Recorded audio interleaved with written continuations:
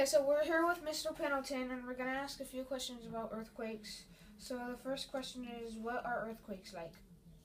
Well, I grew up in Alaska, so I lived there for a really long time, and there's a lot more earthquake activity in Alaska because of all the different tectonic plates that come together. So earthquakes can feel different. Sometimes it can feel like just a big giant like that, like everything just jumps, and it's like very exciting. Other times it's like a roller coaster where it's just kind of wavy. Kind of bumpy in a way. I've had different experiences in different earthquakes. Sometimes it's really gentle. Sometimes it just feels like you're moving back and forth. Other times it feels like you get thrown to the side.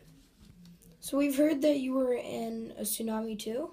How does that I wasn't in a tsunami. I was on a boat, anchored one night, and another boat came out and they blow their horn 5 times. Five horn blasts means it's an emergency, and so everybody who was on their boats got in their boats, and they said there was an earthquake and there's a tsunami projected to come and hit this area, and so we all needed to get in our boats and go out to sea, because if you're out at sea, then a tsunami will just roll right underneath you. It's like a big giant roller. Yeah. But if you're in close to land, it'll turn It's gonna into a hit wave. you down. Yeah. So we got in the boat and we went out to sea. Okay, so another question is, what were your emotions when you were in an earthquake? Depends. Sometimes it's surprising, and usually the first thing you think is, what's going on? It takes a few seconds to process that this isn't normal. Sometimes it feels like, have you ever been sitting next to somebody who's like moving their leg up and down really fast and the floor starts to shake a little bit? Sometimes it feels like that. But other times, like when those jolts happen, it's like, whoa, what was that? Sounds like something just ran into the building. Yeah. Okay, so here's another question. How strong was the earthquake? Well, I've been in lots of them. The one that I remember last happened in Alaska in 2002. It was called the Denali Fault earthquake. And in that earthquake, I didn't actually feel it. I was outside. When you're outside, it feels different than when you're in a building. So I was outside, I was working, and my wife was at work at a store, and she totally felt it. And where she was used to be a lake bed. And so the building was built on ground that's really soft and so like a mud thing, like where water will come in and it will just. Well, there's no water, but it was. She really felt the earthquake there, and where I was, I didn't really feel it at all. But if you go online and you look at Alaska 2002 earthquake, there are tons of these images that'll show like the land split open and the roads torn apart from the earthquake. It's pretty cool. Wow. Back to the tsunami question when Ari asked you, was it scary? No, it was exciting. I mean, it's like, oh, we got to get out to sea, but I mean, you're getting up in the middle of the night and getting in the boat and going. Yeah. Where was your wife and kids at? When? During that time. Yeah. I didn't have, my kids weren't born yet. Oh, okay. Oh, okay. And my wife, well, when the tsunami happened, it was before I met my wife, so she wasn't there. I was with my parents. I was a kid. Oh, okay. I was probably about your age when that happened. 13. Yep. Okay. Okay, so here's another one. Here's like a kind of off question, kind of off thing, something. If you were like a teacher, like just a normal teacher at a school, how would the teachers react to an earthquake in the students? What should they do? Yeah, like how would they react to it? I think the teachers are going to react the same way you would. They're going to be surprised, maybe scared. Excited in some ways. Excited, just different. They're going to react, and it's going to take a minute to process what's happening. Like the big earthquakes that hit, like in 1964, there was an earthquake in Alaska that was before I was born, so I didn't live through that. The earthquake lasted for 5 minutes. Wow. So just time 5 minutes, and imagine the ground shaking that whole time. So what's the worst earthquake you've been in? Like 7.1, I think. Where was that at? Alaska? That was the one in 2002. Oh, really? But like I said, depending on where you are, it feels different. Like where my house was located, where I was working outside, the ground underneath my house is mostly gravel and it's more solid, and so it absorbs the shock waves. I think there's P and S waves in an earthquake, so that makes it less strong. It also depends on where the earthquake happens. If the earthquake happens here, and you're like 50 miles away over here, and the earthquake is shooting the energy mostly up, you're going to feel less of it because it's not going to radiate out this strongly here. But if you were right above it, that's going to be really exciting. Okay, so this is kind of an off question thing.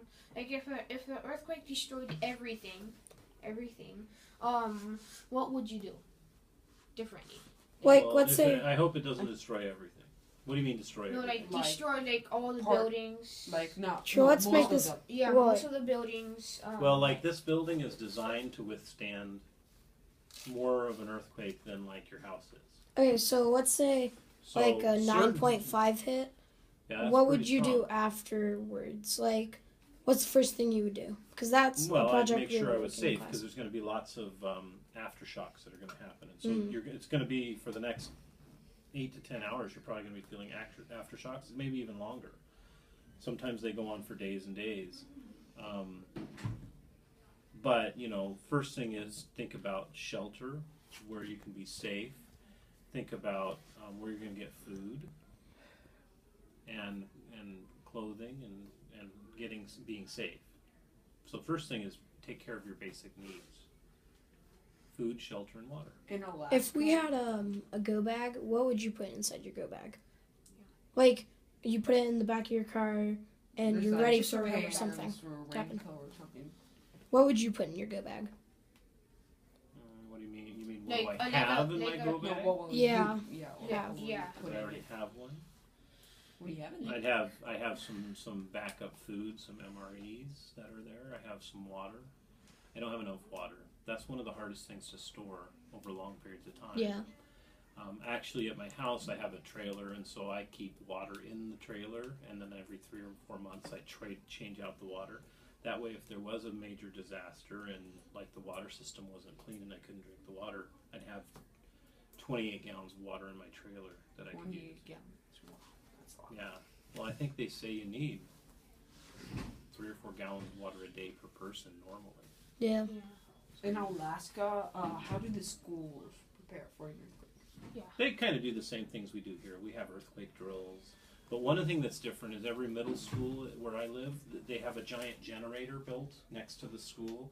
So if there's ever an earthquake and things like the power system go offline, the school actually has a generating system to turn on energy so that families that live around that school could come to the school. They could cook food there. And they have actually a big, those big containers like they put on tractor trailers? Yeah. They have one of those giant trailers filled with supplies. Food that's freeze-dried, water, everything you would need in an emergency so that people could survive for 4 or 5 days without really any supplies. About the school, how old is right here? 20 years. It was built 20 years ago. So, does that mean 20 years they were kind of prepared for this stuff? Or, like. They were fairly prepared, yeah. The building codes are a lot better now than they were, say, 50 or 100 years ago. Yeah, because they made it out of bricks and stuff.